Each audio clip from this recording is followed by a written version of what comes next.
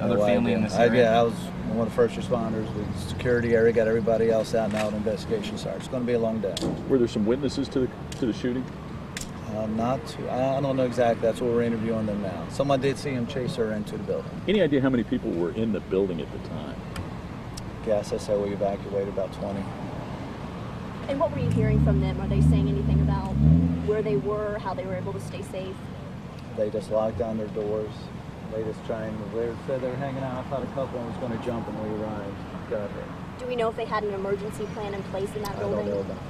What were they saying? What were they talking about, these people that were hanging out the windows, Lieutenant? They thought he was on the second floor when we got there. They're trying to identify who the shooter was, the location, as well as surrounding the building. Was it the second floor this took place on? Yeah. What floor was it? The first floor as soon as you walk in. It's where he ambushed. Right in the lobby? How long did it take you guys, I mean, when you arrive at the scene of something like this, because you didn't know what you had, you might have had a shooter on this. How long does that take? How long did it take you to ascertain that the shooter you were after was already dead? Yeah, you just look at the evidence that you have in front of you, search the building, start talking to everybody else around it, start putting together a puzzle, take a little pieces and trying to come up with something as quick as you can. You talked about it, called it an ambush just now. Talk about that. Followed her through, chased her through the lot into the building, shot her there. You know, witnesses next door, or folks that were next door and heard some of this going on, said there was some concern. You look outside and you see police with high-powered rifles. Why is that necessary? Why is that necessary? We don't know what we have inside. All we know is we have an active shooter. I don't know what gun he has. This is our training, what we have. And so when you arrived, I mean, you had every reason to believe that there was still a shooter with a gun alive inside. We thought we did. Came out as an active shooting in progress. Yeah.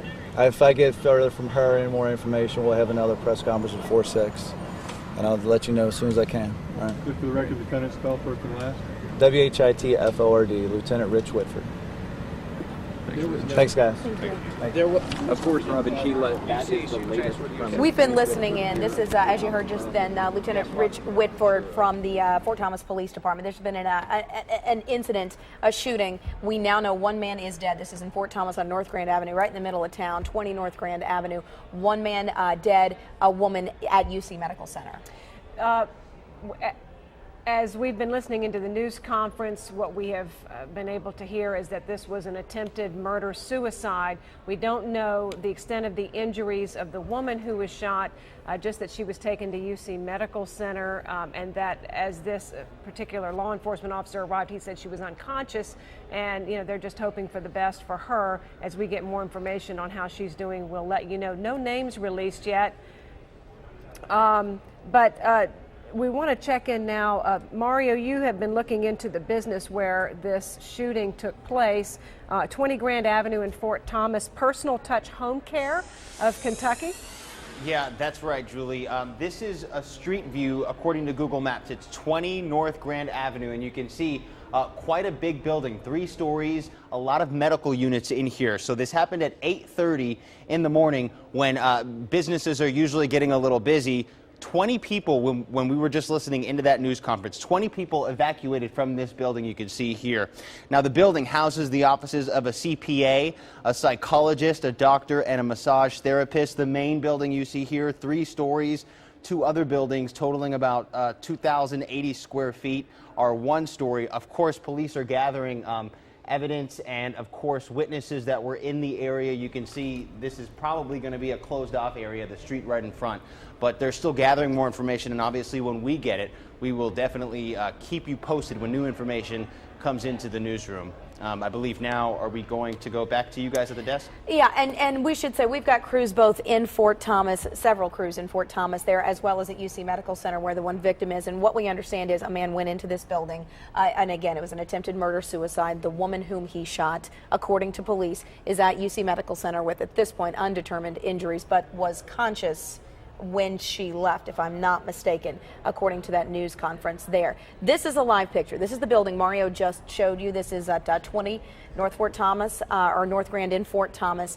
And again, so the woman at the hospital, the man who, according to police, did the shooting, also committed suicide there at the building. So at this point, even though they got there, when they got there, they thought this was an active shooting scene.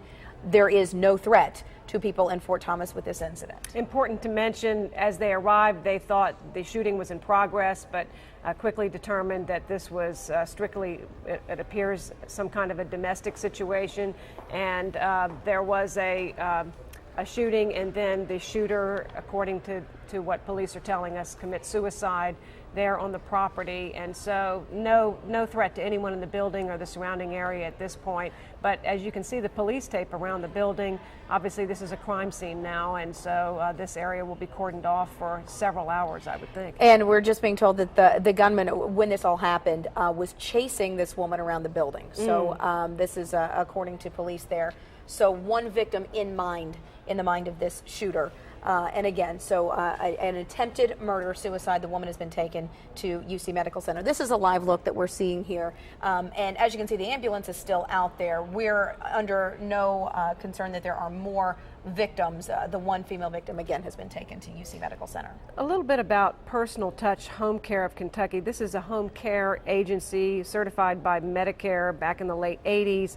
They offer nursing care, physical therapy, occupational therapy, and other home health aid services. It's a large building, as Mario said a few minutes ago, 3 stories, so a lot of employees in there, and you can just imagine if he was chasing her around the building. And not just that, this is in an area of Fort Thomas that is busy. This is, especially as you can see the cars going by there, this is a busy part of town and a busy street in town. And so clearly that was a concern. I saw just one of our Facebook followers said that her daughter was at a soccer practice in Fort Thomas, and they were basically told, all right, everybody, let's go on home, let's go. So it wasn't an official lockdown, but they decided, obviously, once all the police activity began, to get everybody to a safer location. You're still looking here at a live picture. That's why you see it jumping around there. They're just trying to get a better view for you so you can see what the location looks like there. And we want to be extra cautious not to bring in our reporters with information that they're hearing in terms of hearsay, because we don't want to put wrong information out there, obviously. But they have been listening into the news conference, and we'll have a detailed report coming up at noon. I see Maybe Tom right